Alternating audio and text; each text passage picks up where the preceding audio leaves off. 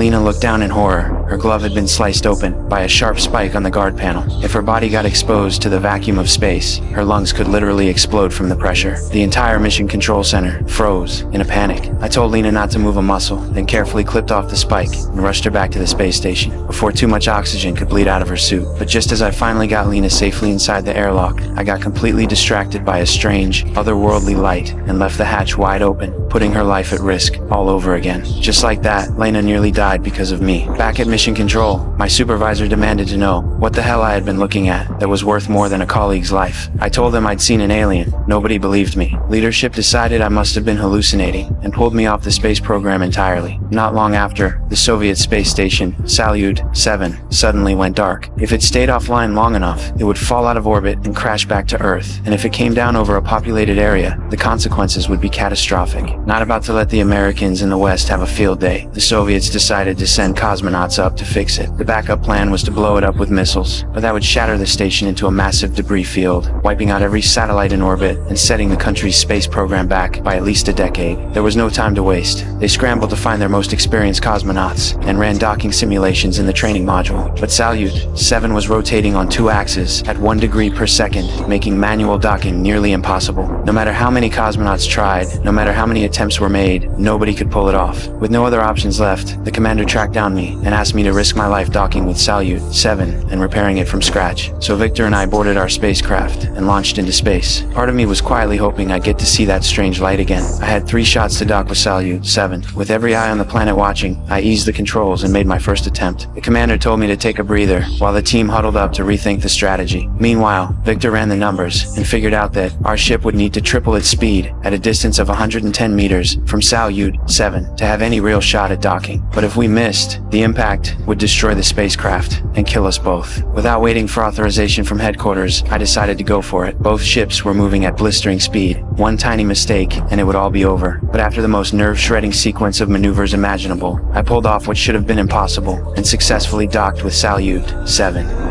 We made our way inside the station and got to work clearing out the water droplets floating around. But even after the cleanup, the station still wouldn't power back on. I headed outside to take a look and eventually found the culprit. A meteorite had slammed into one of the station's sensors, bending and warping it so badly that the internal electronics couldn't function. On top of that, the sensor casing was insanely tough, and the bolts were so deeply embedded there was no way to remove them. That's when things went from bad to catastrophic. Back inside the spacecraft, a single water droplet we'd missed floated into the electronics bay and started sparking. I tried to rush in to help and nearly got blasted out into the void when the explosion ripped through the ship. Our oxygen supply system was completely destroyed. We had no control over the spacecraft.